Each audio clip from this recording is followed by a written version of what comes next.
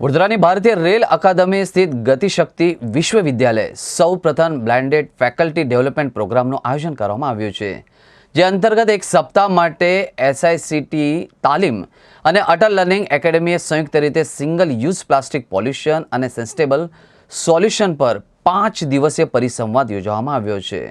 વડોદરાની ભારતીય રેલ અકાદમી સ્થિત ગતિશક્તિ વિશ્વવિદ્યાલય સૌ પ્રથમ બ્લેન્ડેડ ફેકલ્ટી ડેવલપમેન્ટ પ્રોગ્રામનું આયોજન કરવામાં આવ્યું હતું, જે અંતર્ગત એક સપ્તાહ માટે AITC તાલીમ અને અટલ લર્નિંગ એકેડમી સંયુક્ત રીતે સિંગલ યુઝ પ્લાસ્ટિક પોલ્યુશન અને સસ્ટેનેબલ સોલ્યુશન પર 5 દિવસીય પરિસંવાદ યોજવામાં આવ્યો હતો। ભારતની સૌ પ્રથમ સેન્ટ્રલ યુનિવર્સિટીનો દરજ્જો વડોદરા સ્થિત ગતિશક્તિ વિશ્વવિદ્યાલયને મળ્યો છે, ત્યારે એક દાવત માટે ફેકલ્ટી ડેવલપમેન્ટ પ્રોગ્રામનો પ્રારંભ થયો છે, જે અંતર્ગત વિવિધ વક્તાઓ આવીને સિંગલ યુઝ પ્લાસ્ટિક પોલ્યુશન અને સસ્ટેનેબલ સોલ્યુશન પર તેમના વિચારો પ્રકટ કરશે। કાર્યક્રમના પ્રારંભે ગતિશીલ યુનિવર્સિટીના SOD ડૉક્ટર સુજીત મિશ્રાએ ઉદ્બોધન કરીને સિંગલ યુઝ પ્લાસ્ટિકના કારણે વર્તમાન પરિસ્થિતિની જાણકારી આપી હતી, તેમજ પ્લાસ્ટિક વેસ્ટ મેનેજમેન્ટ આંતરપ્રિચોર તકે ટેકનિકલ સત્ર યોજીને વિગતવાર જાણકારી પણ આપી હતી। આ પરિસંવાદના સંયોજક डॉक्टर V चितलाए પણ આ વિશે વધુ જાણકારી આપી હતી। सबसे पहले इसमें हम अवेयरनेस मास लेवल में लेके आ रहा है। सिंगल यूज़ प्लास्टिक यूटिलाइजेशन को कम करने के लिए हैं। जैसा कि हम हमारा इंडिया में यूथ ज़्यादा पॉपुलैरिटी है, ज़्यादा परसेंटेज है, तो यूथ को हम अवेयर करना चाहते हैं। सो इन दिस कंटेक्स्ट हम MSc यूनिवर्सिटी में, पारुल यूनिवर्सिटी में और हमारा यूनिवर्सिटी में और कम्युनिटीज़ में रेलवे कम्युनिटीज़ है, हमारा वर्कशॉप जहाँ पे प्रताप नगर में है वहाँ पे हैं, और एवा मॉल्स में, शॉपिंग मॉल्स में, रेलवे स्टेशंस में, इन सारे जगहों में हमने पिछले दिनों में अवेयरनेस प्रोग्राम्स ड्राइव किया है, reduction of the single use plastic pollution. ये फर्स्ट एक्टिविटी हम लोग कर रहा है। दूसरा एक्टिविटी हम लोग कर रहा है, सिंगल यूज़ प्लास्टिक्स जितने भी हमने ऑलरेडी प्रोड्यूस किया है, जितने भी लैंडफिल में डंप हैं, उन सभी को ट्रीट करने के लिए हम अलग अलग टेक्नोलॉजीज़ हम एम्प्लॉय कर रहा है। इसमें टेक्नोलॉजीज़ भले अभी मैच्योर्ड नहीं है, कुछ टेक्नोलॉजीज़ मैच्योर हैं जो कि सिंगल यूज़ प्लास्टिक से, जैसा LDP है, मिल्क पैकेट्स है, उन सभी से कुछ शीट्स बनते हैं। शीट्स बनाने के लिए, मशीन्स बनाने के लिए भी हमारा इंडस्ट्री एक्सपर्ट है मिस्टर सनत शाह हैं। They make the plastic waste से प्रोडक्ट्स बनाने का मशीनरी बनाते हैं। इस टाइप की एक टेक्नोलॉजी है। और हम लोग को GSV की तरफ से हम सिंगल यूज़ प्लास्टिक से जो लैंडफिल में जनरेट होता है, अलग अलग कम्युनिटीज़ में जनरेट होता है, उस प्लास्टिक से हम पेट्रोल लाइक फ्यूल्स हम बनाते हैं और वैल्यूबल केमिकल्स बनाते हैं। और इसी प्रोसेस में हमें सॉलिड कार्बन जो ब्लैक कलर का होते हैं वो भी मिलता है एज ए बाई प्रोडक्ट। उस बाई प्रोडक्ट को यूज़ करते हुए हम सिविल कंस्ट्रक्शंस में, एग्रीगेट में और पेमेंट ब्लॉक्स बनाने में, ऐसा अलग अलग प्रोडक्ट्स बनाने के लिए भी हम पारुल यूनिवर्सिटी के साथ, MS यूनिवर्सिटी के साथ काम कर रहा है। ये हमारे दूसरी एक्टिविटी है। तीसरी एक्टिविटी है जो रिसर्च की ओर हम ज़्यादा बढ़ावा दे रहा है, टेक्नोलॉजीज मैच्योर करने के लिए और इकोनॉमिकल वे में और कमर्शियल वे में जो भी R&D लेवल पे काम हो रहा है वो लैंड तक पहुंचाने के लिए हम काम कर रहा है। तो जैसा कि कुछ रिसर्च प्रोजेक्ट्स है जो MS यूनिवर्सिटी में जो अभी PhD स्टूडेंट्स है और मास्टर स्टूडेंट्स हमारे अंडर में, और प्रोफेसर नितिन बाटे head of the department chemical engineering है इसको फैकल्टी ऑफ टेक्नोलॉजी से, उनके अंडर में हम मिलके काम कर रहा है कि how we can go ahead and remove the problems in this technological aspects. इन तीनों एरियाज़ में अभी हम काम कर रहा है। और चौथा लेवल पे जैसा हम रेलवे को बिलोंग करते हैं, सो प्रैक्टिकली रेलवे स्टेशंस में जो प्लास्टिक वेस्ट कलेक्ट होता है और रेलवे प्लेटफॉर्म में कलेक्ट होता है, इवन पैसेंजर्स जब वो ट्रैवल करते हैं उसमें भी जो वेस्ट जनरेट होता है, प्रैक्टिकल बहुत सारे चैलेंजेस हैं।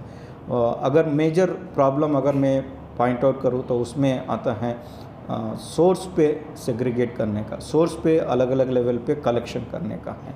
सो पैसेंजर्स भी इतना यूज़ थ्रू नहीं है और इतना सेंसिटाइज नहीं है, जहाँ इजी वे में होगा वहाँ पे फेंक देते हैं प्लास्टिक वेस्ट को। अगर ये स्लीपर कोच हैं तो विंडो खोल के ऐसा बाहर ट्रैक में फेंकते हैं। अगर प्लेटफॉर्म है जहाँ पे स्पेसिफाइड डस्टबिन रखा है तो उस स्पेसिफाइड डस्टबिन में नहीं फेंकते हैं, उसको इंटरचेंज करते हैं। रेलवे स्टेशंस में आपने देखा होगा 3 कलर के डस्टबिन रखा है, ड्राई वेस्ट है, वेट वेस्ट है, प्लास्टिक वेस्ट के लिए।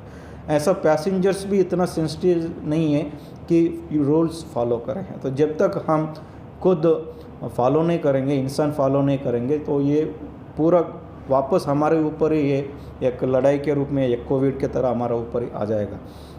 आप लोगों को ये भी बताना चाहता हूँ, जो हम लोग प्लास्टिक फेंकते हैं, हो सकता है पॉलीथीन बैग्स हो सकते हैं, फूड पैकेज का जो पैकेट्स होते हैं, शैम्पू पाउचेस होते हैं और कुरकुरे पैकेट्स होते हैं, चिप्स पैकेट्स होते हैं, वो सब कहीं ना कहीं छोटे छोटे पीसेस बन के वो माइक्रो प्लास्टिक्स में कन्वर्ट होते हैं। छोटे छोटे, जैसा 5 मिलीमीटर्स के नीचे वाले प्लास्टिक्स को माइक्रो प्लास्टिक्स बोलते हैं। और वो माइक्रो प्लास्टिक्स जो हैं पानी में मिलता है और सॉइल में मिलता है, उस ज़मीन में मिलकर अलग अलग प्रोडक्ट्स बनने में, जैसा हम ग्लिटर यूज़ करते हैं और कुछ फेशियल क्रीम यूज़ करते हैं, उसमें भी ये प्लास्टिक्स का यूज़ किया जाता है कुछ इंडस्ट्रियल प्रोडक्ट्स में।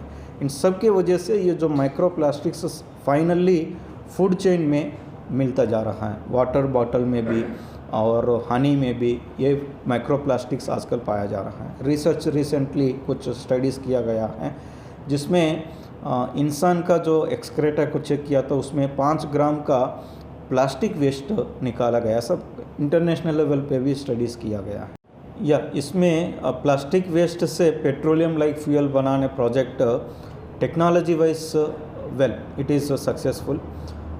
लिटिल प्रॉब्लम्स है, छोटा छोटा प्रॉब्लम्स है, वो भी ओवरकम किया जाएगा। पर मेन प्रॉब्लम्स इसमें यह है प्लास्टिक वेस्ट एक जगह पे इकट्ठा करने का प्रॉब्लम है।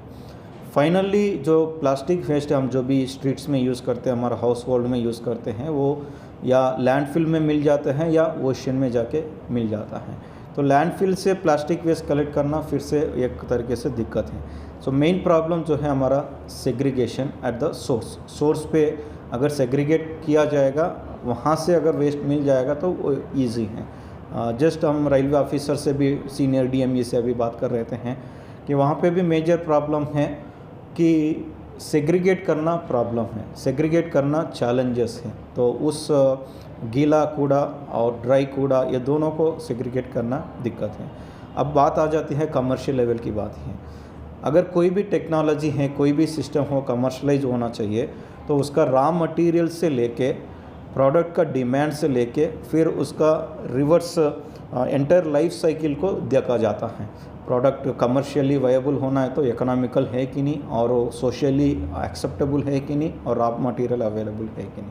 तो इस प्रोजेक्ट में रॉ मटेरियल में मुझे लगता है थोड़ा सा प्रॉब्लम है। जो रॉ मटेरियल प्लास्टिक मटेरियल से जो रिसाइक्लेबल होता है, उस रॉ मटेरियल का कोई प्रॉब्लम नहीं होता है, वो वैल्यूबल है। जो गलियों में ठेला वाला आता है वो उठा के ले जाता है। इवन 20 लीटर्स का ऑयल कैन या 10 लीटर्स का ऑयल कैन 20 रुपीज़ में भी बिकता है। ये सब प्रोसेसिंग हो जाता है, रिसाइकलिंग हो जाता है, उसमें कोई प्रॉब्लम नहीं है। पर जो छोटे छोटे कैरी बैग से स्ट्रीट्स में पड़ा रहता है और जो कुरकुरे पैकेट से, इस टाइप का शैम्पू पाउचेस है 1 रुपये वाला, इस टाइप का वेस्ट है जो कलेक्शन करने में भी डिफ़िकल्ट है।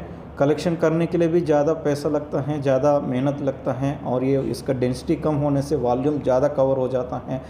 ये सब कलेक्शन प्रॉब्लम्स है और सेग्रीगेशन प्रॉब्लम्स है।